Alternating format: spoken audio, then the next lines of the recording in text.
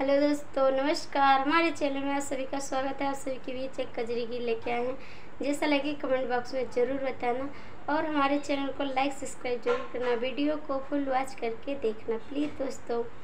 कैसे खेल जैबू सावन माँ कजरिया बदरिया घेरे आवे ना नदी। कैसे खेल जैबू सावन माँ कजरिया बदरिया घेरे आवे ना नदी। भौजी बोलियो ऐसी बोली हमरे लागी कर जवा गोली। भौजी बोलियो ऐसी बोली हमरे लागी कर जवा गोली। तू तो गाड़ी गैलू हो, तू तो गाड़ी गैलू हमारी नजरिया बदरिया घेरे आवे ना नदी। तू तो गाड़ी गैलू हमारी नजरिया बदरिया घेरे आवे ना नदी। कैसे खेल जैबू सावन माँ कजरिया बदरिया घेरे आवे ना नदी।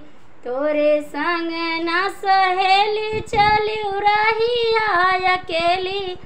तोरे संग ना सहेली चलियो रही अकेली। गुंडे घेरी लई हो, गुंडे घेरी लई तुहरी डगरिया बदरिया घेरे आवे ना नदी।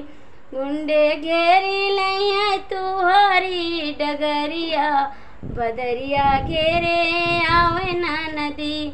कैसे खेल जैबू सावन माँ कजरिया बदरिया घेरे आवे ना नदी।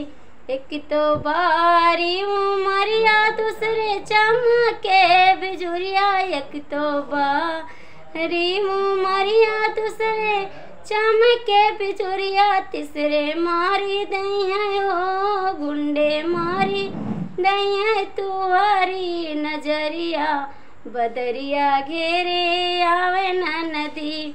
कैसे खेल जैबू सावन माँ कजरिया बदरिया घेरे आवे ना नदी।